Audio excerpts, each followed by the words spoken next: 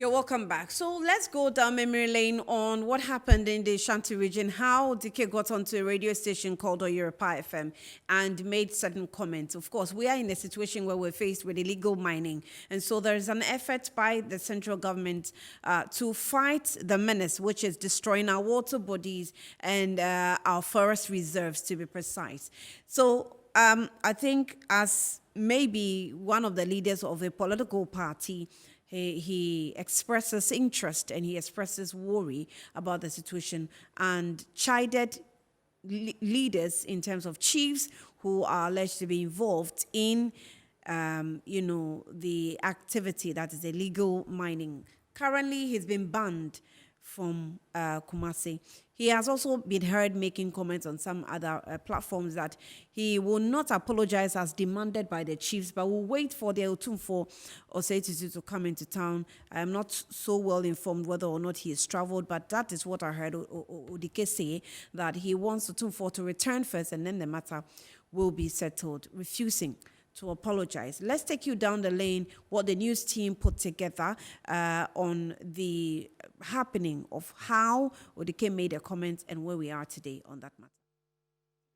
Founder and leader of the United Progressive Party, Akwesi Adai Odike, in a recent interview on Kumasi-based Oyerepa FM, criticized chiefs within the Ashanti Kingdom for failing to help end illegal mining activities in the region. His comment angered traditional authorities in the region and prompted an undesired action by some unknown persons who vandalized his office and personal belongings in Kumasi.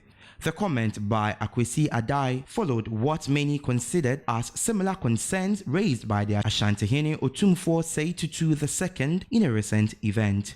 As I said, no crane me catch say, Galamse ya ye dem have me chemu, ye chemu se me ya, you are ne chem me sa. A mobile 30% ni moma ye Galamse nina. So, ya near to them hey. Si aji ehun achinia ye chemu mu be 30% na eni moma ye Galamse. So na ke ya anka no kre no a ye be dada ehun e be ye conference ya be ha. Say me tie ya o mo be ye Galamse ade. So ba ko se nananom ne twa asase ne maaye. So o kan no ye nim ha. So no more kind of nabi out to be our trousers as you are the Galamse. Be was off wow Galamse. Be was off wow Ubran who for why a bonnet. So a public apology from the station owners through a press release dated August 23, 2022 was rejected after the Traditional Council went ahead to direct the stations to halt operations until the matter is resolved.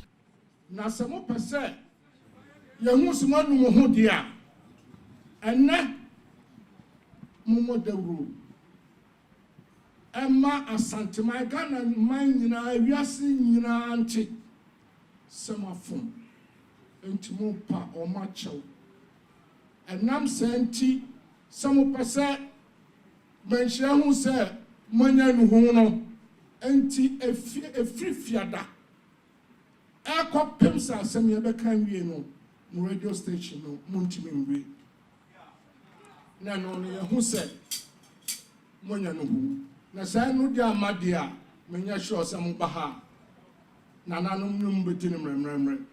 The general manager of Oyerepa FM, Otuo Echampon, in an interview with Metro News, admitted the station had erred but appealed to the traditional leaders to temper justice with mercy. Indeed, if you want to have a smooth sailing meeting with them on Monday, then we should go off air. Okay. Apologize this evening, go off air from tomorrow until the issues are resolved. You know, Odike made those comments, but he used our platform to provide those comments to the public. So what we are saying is that there were some indiscretions on the part of us two as a station. We could have done better. At least we shouldn't have allowed him to make those comments, which were not very palatable. I mean, we feel that Nananom have been indicted. There were some allegations which are very difficult to prove. So that's why we are saying that, look, we could have done better. The issue has since gotten many expressing their views on social media. Manasseh Azuria Wuni of the Fourth Estate questioned why the Kumasi Traditional Council, instead of pushing for legal redress, has asked the station to shut down. Musician A Plus also wrote on his Facebook wall, if the Ga Traditional Council or the Volta Regional House of Chiefs close down a media house because they have been accused of a crime on their platform, this country will be ungovernable. This is not right. For now, operations at the station remains halted until a workable solution is arrived at by the various parties. So let's now go to the Ashanti region. Bassett has joined us to give us updates. Bassett, you're welcome. Good afternoon to you. Can you tell us what exactly is happening with the radio station now, Oyerepa, and what is the atmosphere like in Kumasi?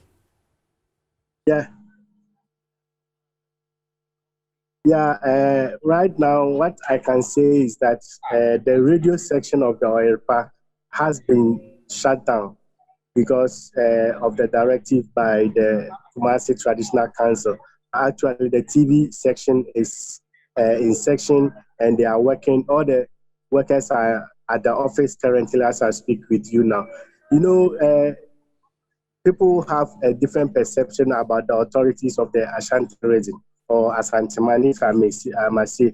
You know, even though legally the Traditional Council wouldn't have that authority to stop the station from broadcasting, but because of the revered nature of the kingdom, that is why, as a sign of respect for the kingdom, that is why they also decided to abide by the rules of the palace to halt proceedings for today until they meet them on Monday.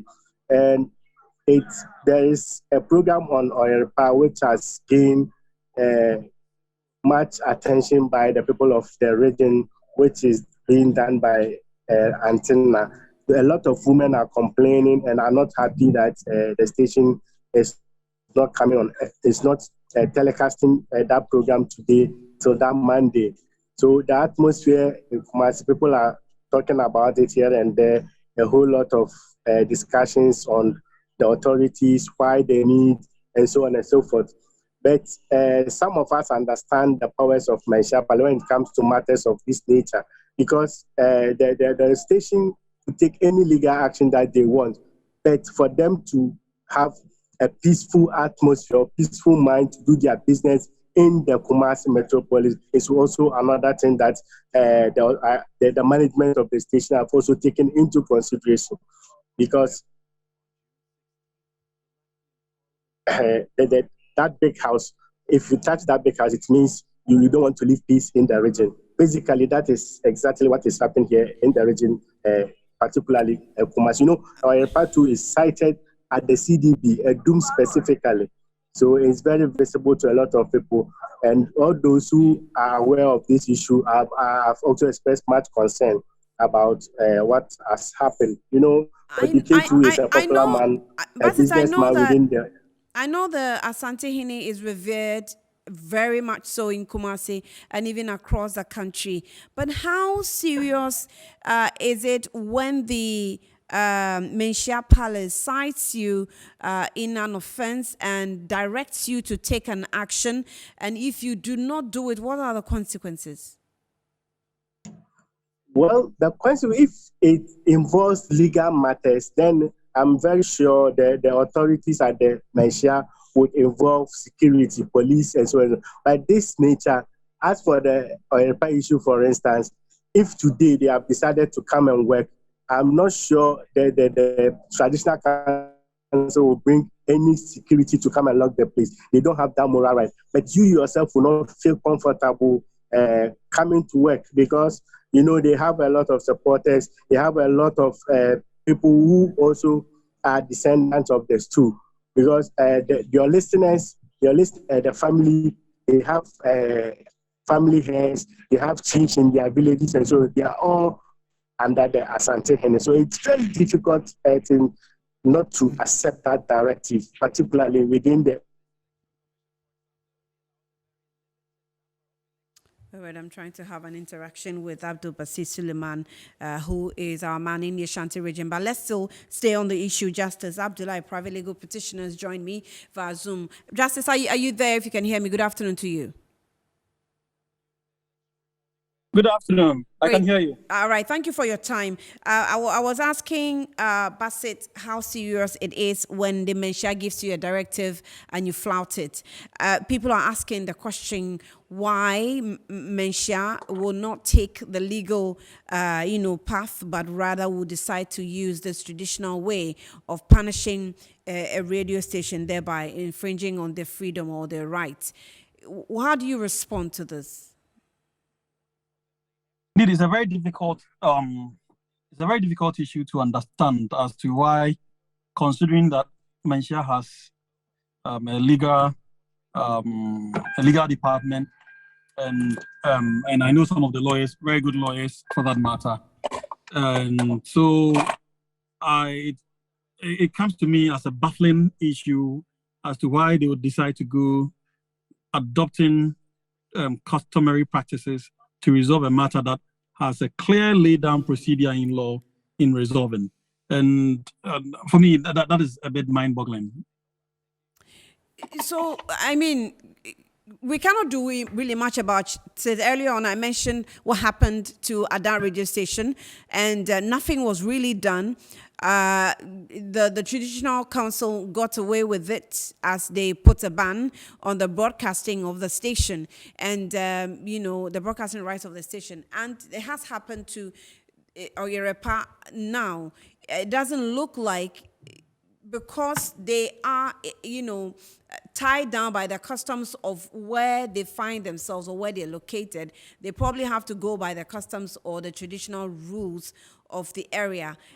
So nobody can do anything about this. I mean, as a lawyer, what can you tell us? What can we do? Oh, of course. Without having to say much, everybody knows the conduct is unlawful and unacceptable of the traditional authorities, whether the one in Ada or the one in Ashanti region, as we refer to, is clearly unacceptable in law. Particularly, as I've indicated earlier, there are clear laid down procedures that can be adopted and be utilized to achieve a just end, which might probably even be better than the present circumstances. I'm yielding to all the unpalatable words being used by sections of the media society against the traditional authorities. These are our respected leaders. They are revered in all sense of the word. And so we expect that when we go wrong, they also adopt the most appropriate means in resolving any disputes that comes out as a result of our misconduct, if there is any. And clearly, from this one, I completely disagree that they adopt this particular procedure, because this is not known within the laws of the Republic, and it's unacceptable that they do this. It doesn't encourage the practice of due processes and law and order. I see Bassett is still on. Please hold on. Let me go back to Bassett. Bassett, can you hear me? Yeah, I can hear you, Annie. So you were making a point and the line got a bit interrupted. Can you land and then answer the question of whether or not Oyerepa has taken any action today? Come again, Annie. I'm asking if Oyerepa has taken any action today in terms of meeting the chiefs, having a discussion, and what has come out of that meeting. Actually, their next meeting with the chiefs will be on Monday. Yesterday they went to, aside the apology letter, they went there as custom demands to go and apologize to the authority. And looking at the sanctions that the Menshia gave, it was a conditional sanction. They are not forcing them to go and close the station. What they indicated was that if only you want us to hear your plea, then go back to your station, go and apologize for the whole world to hear, and then as a sign of remorse, close your station so that people will know that you show remorseful. Then when you come back to us, you know that you've shown remorseful, then we will handle you as smooth as we are supposed to. But it's not like they've directed them to close it at all. It's a condition. If the station likes, they will take. If they don't like, they would go ahead and telecast, broadcast whatever their programs they want. But as the respect that they have to the house, that is why they've also decided to comply, because they will be meeting them on Monday to trash out things to see how best they could live peacefully with the traditional council. It's very difficult for you as a businessman to be able to do anything that you want to do in the Kumasi metropolis whilst you are not in good terms with the house, because there are a lot of assistance that definitely you will need in terms of land, in terms of everything, and that will also be something that would disturb your progress. That's interesting. What is the difference between, or how different did it sound when the Asantehene mentioned that in that popular Durbar video that's trending, that with the chief that had congregated there, if you divide it by 100, maybe 30% of them would be alleged to be involved in illegal mining. How serious was that when he made the comment? How was it taken? And how do you compare that to what Odike said?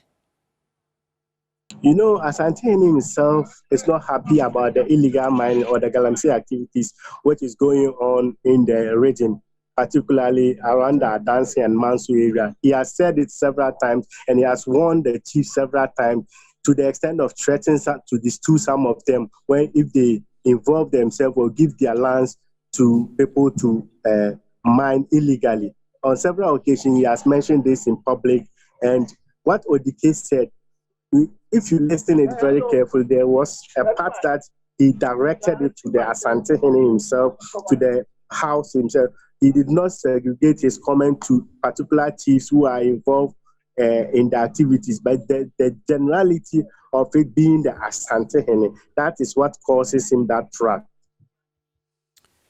I see. So now we wait, all the Oyerepa staff will wait till Monday, right? Yes, but some of them, because it's radio and TV, most of those, especially the newsroom, most of them are working today because of the TV section. Okay, but is Asantehene in town? No, Asantehene is not in town when all these things happen. When is he likely to return? He's not in town. He's currently out of the country. Right. When is he likely to return? I don't know the exact day, but definitely it will not be more than a week. The Kumasi Traditional Council has its own setup that is being headed by the Bantamahene.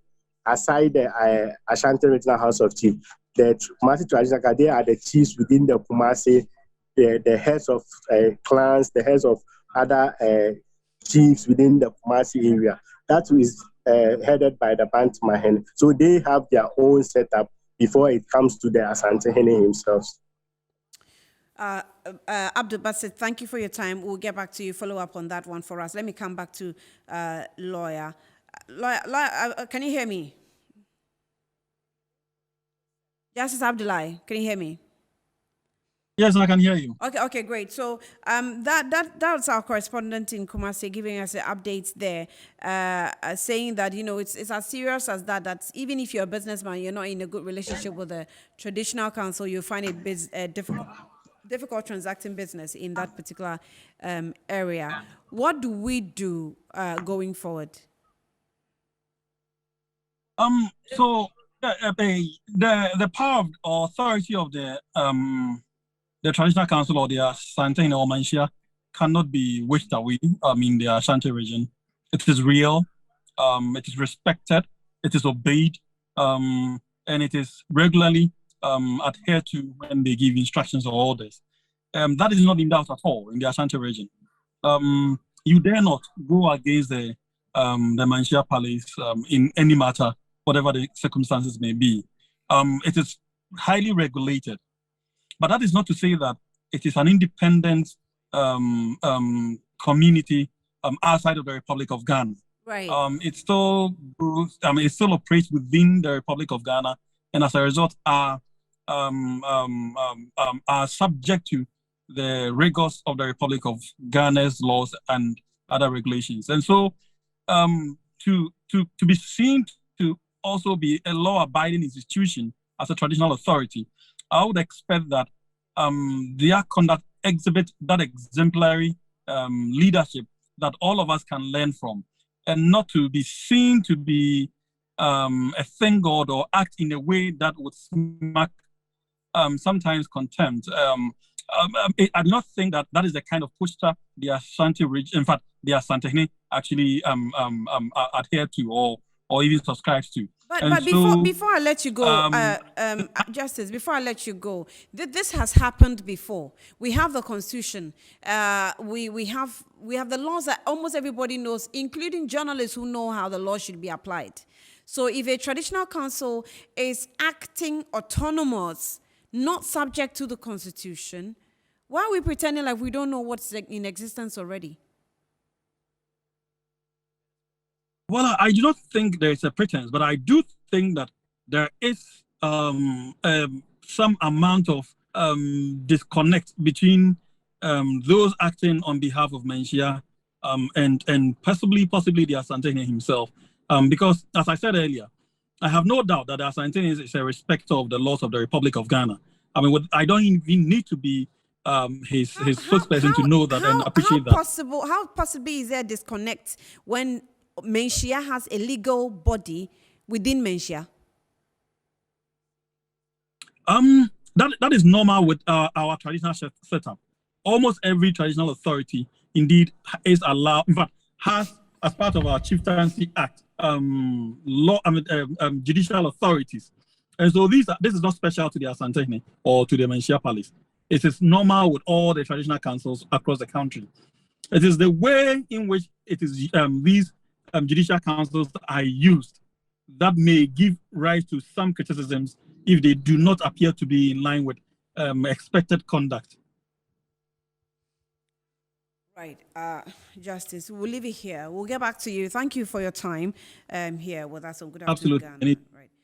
Justice Abdullahi is a legal practitioner. You're still watching Good Afternoon Ghana.